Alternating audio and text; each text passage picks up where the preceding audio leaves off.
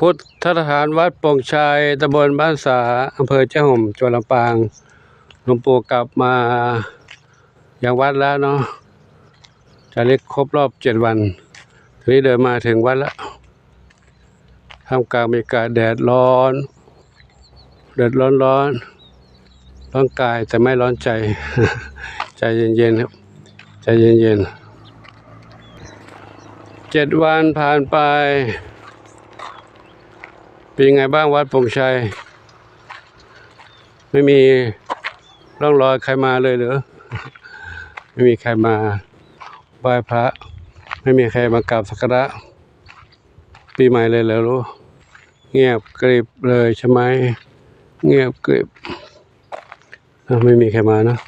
ผมอะไรก็ไม่เห็นดอกไม้ทูบเทียนก็ไม่มีมาก็แสดงว่าไม่มีใครมาไม่มีใครเข้ามาเนาะจริงก็ต้องที่จริงก็น่าจะมีบ้างแต่ไม่มี มีเพียงแต่ใบไม้ร่วงเต็มใบไม้ร่วงเต็มก็ใบไม้ร่วงก็ต้องเก็บกวาดกันอีกแล้วก่อนจะเก็บกวาดก่อนจะทำงานก็ต้องไปดูน้องแมวเหมียวก่อน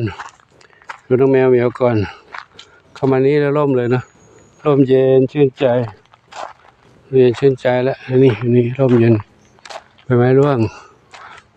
ลงมาแต่ร่วงลงมายังไม่เยอะเท่าไหร่ยังมีบนต้นอีกเยอะอยู่ก็อาจจะร่วงลงมาในโอกาสต่อไปนะแมวเหมียวมาแล้วหลวงปู่แล้วใครเดินมานั่นน่ะใครเดินมาตรงนี้สีทองเป็นสีทองเหรอทองแล้วรับหลวงปู่แล้วลูกทองแล้วรับหลวงปู่สีทองรายงานที่ลูกมีใครมาหาไหมมีใครเข้ามาหาไหมไม่มีเลยเหรอไม่มีใครมาหาเลยมีใครมาหาเลยพัสดุมีมาไหมพัสดุก็ไม่มีใครมาเลยมีใครมานี่หนุ่มรอรอรับหลวงปู่เหรอรอรับหลวงปู่หนุ่มรอกับสีทองอยู่ตรงนี้นะหลวงปู่ไปดูน้องๆข้างในบ้านกันเนาะอยู่กันครบไหมเนี่ยข้างนอกอยู่ครบไหมข้างนอกเห็นอยู่2 เหมียวอยู่หนวดเป็นได้หนวดก็ไก่ไปไหนหมดลูกก็ไก่หายไปไหนหมดเลยไม่เห็นทักไก่อยู่ตรงนี้เหรอก็ไก่เข้านอนในต้นไม้ใต้ต้นไม้แล้วเข้ามาในบ้านแล้วน้องแมวอยู่ตรงไหนกันไม่อยู่ไหนกันอันหลับกันหมดเหรอส้มขาวใหญ่เท้าเล็กส้มอ่อนด้านนี้ใครเจนวรัตน์กับจินตลานอนตรงนี้เนาะโอ้นั่นใครทับทวีมาด้านนี้ใครน้องปุยฝ้ายไหนให้เราไปไหมลูกน้องปุยฝ้ายอยู่นี่ปุยฝ้ายไม่ได้เจอหลวงปู่ข้างหลังหลายวันเนาะปุยฝ้ายบุญชัยน้องบุญชัยอยู่นี่สบายดีลูกนะบุญชัยน้ำเพชรน้องน้ำเพชรตุ้ยนุ้ยน้ำเพชรน้องน้ำเพชรอยู่นี่น้ำเพชร เพชรอ่อนหลวงปู่แล้วเพชรอ่อนน้ำเพชรอยู่นี่กันนะลูกนะใครอีกนี่น้องแม่สีลูกสี่เหรออาหารการกินอยู่พอไหมลูกอาหารจะมีอยู่เท่าไหร่เนี่ยอาหารเม็ดอย่างเดียวเหรออาหารเม็ดเด็กอาหารเม็ดผู้ใหญ่อันนี้ทรายเดี๋ยวดูทางนี้อีกใครเดินตุ้ยมานะเอาใครทองเล็กมาทางนี้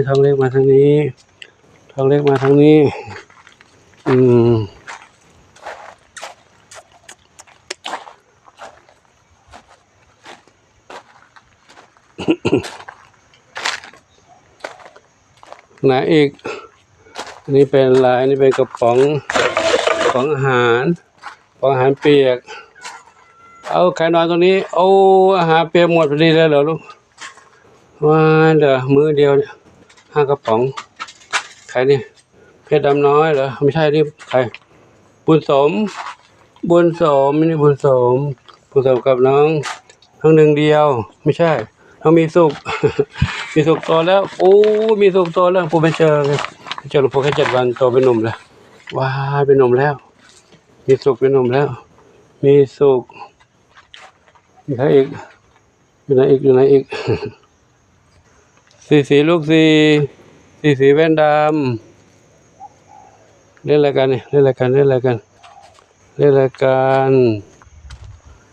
ออกมาด้านนี้น้องเล็กเล่นอยู่ตรงนี้เหรอ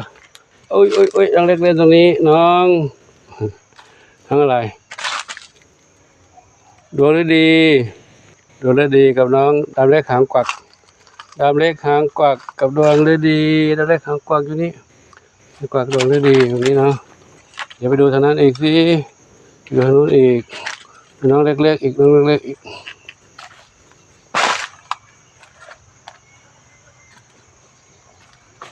น้องเล็ก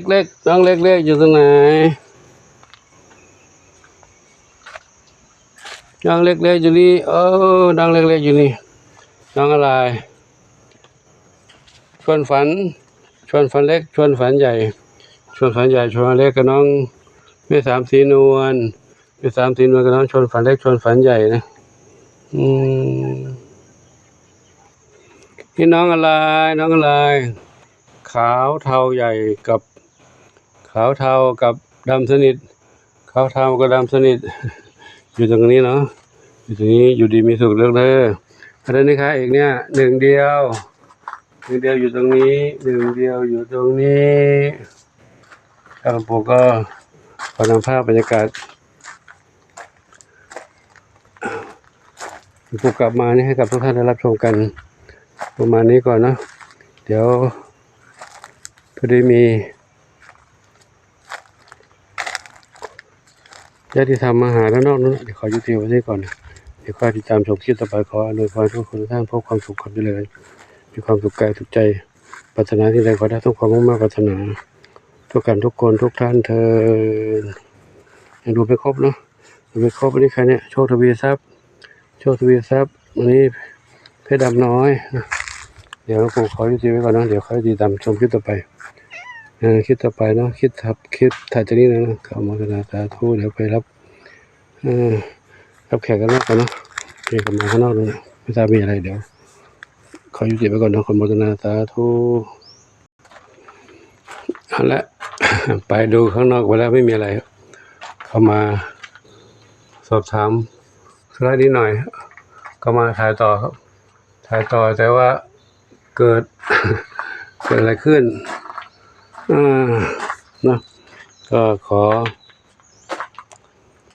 ไม่รู้พูดไงดี อาหารก็หมดพอดีเฉพาะเวลานี้เนาะอาหารเปียกทั้งหมดพอดีก็ถือว่ายังมาทันเวลาอยู่เนาะแก้ปัญหาได้อยู่แต่ที่แก้ไม่ได้คือน้องเหมียวจากไปเนาะเดี๋ยวจะขอยังไม่ถ่ายในคลิปนี้นะเดี๋ยวขอถ่ายอีกคลิปต่อไปเพราะนั่นเป็นเรื่องของน้องเหมียวที่น้องเหมียวเขาหมดกรรมแล้วก็ได้เนาะหมดกรรมตอนสิ้นปีต้อนรับปีใหม่สุดท้ายปีเก่าเดี๋ยวค่อยชมในคลิปต่อไปนะขออำนวยพรทุกคนทุกท่านที่ได้รับชมคลิปนี้มีความสุขมีความเจริญมีความสุขกายสุขใจปรารถนาที่ใดขอได้ทุกความมุ่งมั่นปรารถนาทุกการทุกคนทุกท่านเดี๋ยวค่อยติดตามชมในคลิปต่อไปเนาะมีงานแล้วต้องทำมีหลายอย่างอยู่เนาะน้องเหมียวคนนี้ก็มีเหมียวตรงนั้นก็มีนอนบนหลังคาก็มีเก็บกวาดอีกใบไม้อีกร่วงเยอะๆเลยก็คงจะเจองานหนักอีกแล้วน้องเหมียวก็มีเหตุอะไรที่ต้องจากไปเดี๋ยวค่อยรับชมในคลิปต่อไปเนาะขอโมทนาสาธุ